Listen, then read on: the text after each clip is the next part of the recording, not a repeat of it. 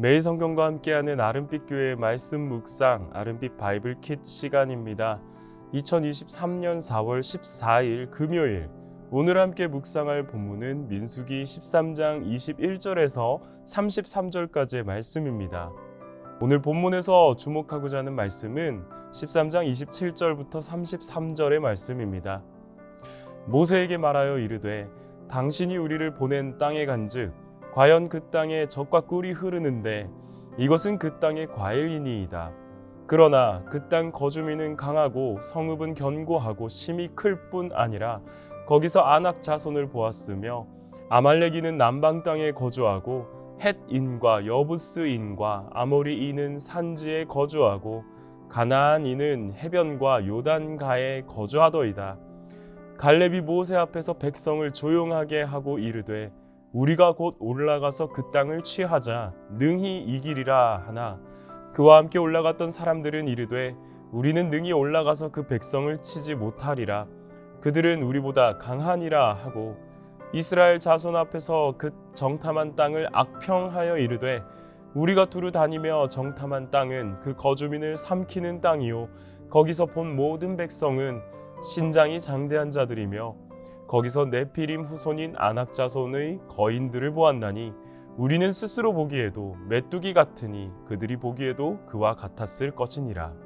12지파에서 차출된 12명의 정탐꾼들이 가나안 땅 정탐 활동을 떠납니다. 그들은 40일 동안 꼼꼼하게 정탐을 하고서 돌아와 모세와 온 이스라엘 백성들 앞에 섭니다. 그리고는 자신들이 눈으로 보고 경험한 가나안 땅의 실상을 보고합니다. 정탐꾼들의 보고는 상당히 현실적이며 정확합니다. 그들은 가나안 땅이 과연 젖과 꿀이 흐르는 아주 풍요로운 땅이라는 사실을 보고합니다. 그런데 정탐 보고의 시작부터 한 가지 결핍이 드러납니다. 당신이 우리를 보낸 땅에 간즉이라는 표현이 눈에 밟힙니다. 그들은 모세의 명을 따라 정탐을 간 것이 맞지만 그 땅은 하나님께서 주겠노라 약속하신 땅이었습니다. 근본적으로 하나님이 주신 땅이며 하나님이 가라고 명령하신 땅이었습니다. 하지만 보고의 시작부터 하나님의 약속에 대한 믿음의 결핍이 느껴지고 있습니다. 믿음의 결핍은 이어지는 표현에서 확장됩니다. 그러나로 보고가 이어지기 때문입니다. 여기서 표현된 그러나는 앞선 내용을 인정할 수 있을지라도 라는 원어적 의미를 갖습니다. 그 땅이 비록 젖과 꿀이 흐르는 땅이라고 할지라도 그 땅은 요새와 같고 견고하며 그 땅을 지키는 이들은 감히 상대조차 할 수 없는 거인 종족들이라는 보고를 전하고 있습니다. 사실 정탐꾼들의 보고는 전혀 틀린 내용이 아닙니다. 오히려 현실을 아주 명확하고 정확하게 파악한 제대로 된 정탐이라고 할 수 있습니다. 그러나 그러한 현실을 바라보는 관점은 두 갈래로 나눠지고 있습니다. 갈렙은 웅성거리는 백성들을 잠잠하게 하며 단호하게 외칩니다. 우리가 곧 올라가서 그 땅을 취하자. 여기서 취하자라는 표현은 전쟁을 해서 땅을 빼앗자는 의미가 아닙니다. 상속하다, 소유하다라는 의미를 갖고 있기에 하나님이 주신 땅을 기업으로 물려받자라는 뜻입니다. 철저히 하나님을 신뢰하는 관점에서 바라보는 의미입니다. 하지만 이내 곧 10명의 정탐꾼들은 악평하여 가나안 땅의 현실적 한계를 강조합니다. 여기서 사용된 악평하여라는 표현은 일반적으로 부정적이고 모욕적인 의도를 갖고서 악하게 말할 때 사용되는 단어입니다. 그들은 작정하고 그 땅을 폄훼하며 모욕합니다. 그들의 폄훼와 모욕은 결국 하나님을 향한 폄훼와 모욕이었습니다. 그 땅을 허락하시며 주시기로 한 분이 하나님이시기 때문입니다. 땅에 대한 평가는 이견이 없었습니다.